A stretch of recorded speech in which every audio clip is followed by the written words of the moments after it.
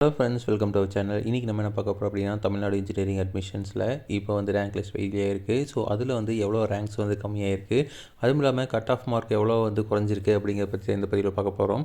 So இதில் மெயினாக பார்த்தீங்க அப்படின்னா, இப்போது 190 கட் ஆஃபுக்கு மேலே வாங்கின ஸ்டூடெண்ட்ஸ் பார்த்தீங்கன்னா 2025 13,958 பேர் இருந்தாங்க. ஆனால் இப்போ பார்த்தீங்க அப்படின்னா 6,627 பேர் தான் இருக்காங்க. கிட்டத்தட்ட வந்து 7,331 ரேங்க் வந்து குறைஞ்சிருக்கு. இதனால் கம்மியான கட் ஆஃப் எடுத்த மாணவர்களுக்கு நல்ல காலேஜ் கிடைக்கிறதுக்கு வாய்ப்புகள் இருக்குது. அதே மாதிரி 180 to 190 பார்த்திங்க அப்படின்னா இப்போ வந்து 14,000 பேர் இருக்கிறாங்க. ஆனால் அப்போ 22,000 பேர் இருந்தாங்க. ஸோ இதுலேயும் பார்த்திங்கன்னா டிஃப்ரென்ஸ் வந்து 8,000 இருக்குது. அதே மாதிரி 170 180 பார்த்திங்க அப்படின்னா அப்போ 26,000 பேர் இருந்தாங்க. இப்போ 20,000 பேர் தான் இருக்கிறாங்க. கிட்டத்தட்ட 6,000 டிஃப்ரென்ஸ் இருக்குது. இப்போ இதில் வந்து பார்த்திங்க அப்படின்னா கிட்டத்தட்ட 150 to 160 எடுத்த மாணவர்கள் வரைக்குமே வந்து இந்த கேப் அனாலிசிஸ் பார்த்திங்க அப்படின்னா நமக்கு வந்து ரொம்ப அதிகமாக இருக்குது. அதுக்கப்புறம் பார்த்திங்க அப்படின்னா இந்த 140 150 இல்லை 130 140 எடுத்த மாணவர்கள் பார்த்திங்க அப்படின்னா லாஸ்ட் டைமை விட இந்த டைம் வந்து அதிகமாக இருக்கிறாங்க. ஸோ இதனால் என்ன தெரியுது அப்படின்னா, பெரும்பாலும் மாணவர்கள் எவ்வளோ எடுத்திருக்காங்க அப்படின்னா 100 150 எடுத்த மாணவர்கள் தான் அதிகமாக இருக்கிறாங்க. அப்போது ஃபஸ்ட் ரவுண்டில் காம்படிஷன் வந்து கொஞ்சம் கம்மியாக தான் இருக்கும். செகண்ட் ரவுண்டில் தான் காம்படிஷன் வந்து கொஞ்சம் ஹெவியாக இருக்கும். தேர்ட் ரவுண்டில் காம்படிஷன்ஸ் ரொம்ப ஹெவியாக இருக்கும் அப்படிங்கிறதான் வந்து இதோட மீனிங்கு. ஸோ இதில் மெயினாக பார்த்தீங்க அப்படின்னா கட் ஆஃப் மார்க் எவ்வளோ குறைஞ்சிருக்கு அப்படின்னா கிட்டத்தட்ட வந்து 200 177.94 இருக்கிற கட் ஆஃப் ரேஞ்ச் பார்த்திங்க அப்படின்னா 2025 200 190 இருந்தாவே வந்து அந்த ரேஞ்சில் தான் இருந்தது.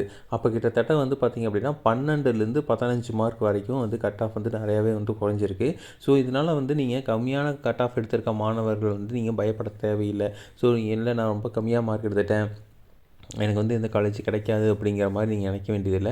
ஸோ இந்த டைம் வந்து இன்டேக்கையும் வந்து இன்க்ரீஸ் பண்ணியிருக்காங்க. அது மட்டும் இல்லாமல் உங்களுக்கு வந்து பார்த்திங்க அப்படின்னா உங்களுக்கு அந்த கட் ஆஃப் வந்து குறைஞ்சிருக்கிறதுனால 12 மார்க் 15 மார்க் வரைக்கும் குறைஞ்சிருக்கு அப்படிங்கிறதுனால நீங்கள் 190 எடுக்காமல் 179 எடுத்திருந்தீங்கன்னாவே உங்களுக்கு 190 எடுத்த காலேஜ் வந்து கிடச்சிருக்கும். ஸோ லாஸ்ட் டைம் 190 தான் கிடச்சிருக்கு அப்படிங்கிற காலேஜ் வந்து இப்போ வந்து பார்த்திங்க அப்படின்னா 179 கிடைக்கிறதுக்கு சான்சஸ் நிறையா இருக்குது. ஸோ அதனால் வந்து ப்ராப்பராக வந்து பார்த்துட்டு அதுக்கப்புறம் வந்து சாய்ஸ் ஃபில்லிங் பண்ணுங்கள். ஸோ சாய்ஸ் ஃபில்லிங் பண்ணுறது ரொம்ப முக்கியமாக வந்து சாய்ஸ் ஃபில்லிங் பண்ணணும்.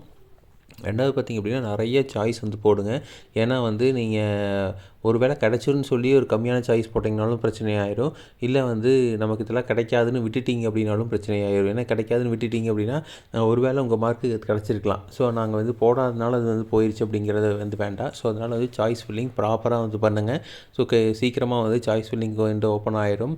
ஸோ அதனால் வந்து இப்போவே எழுதி வச்சுக்கோங்க என்னென்ன காலேஜ் என்ன சாய்ஸ் ஃபில்லிங் போட போகிறோம் அப்படின்ட்டு. அதே மாதிரி இந்த அனாலிசிஸ் வந்து பாருங்கள். இதில் எப்படி எவ்வளோ தூரம் வந்து நமக்கு கட் ஆஃப் ரேஞ்சஸ் வந்து மாறி இருக்குது அப்படிங்கிறத பார்த்துட்டு அதுக்கேற்ற மாதிரி டிசைட் பண்ணிக்கிங்க.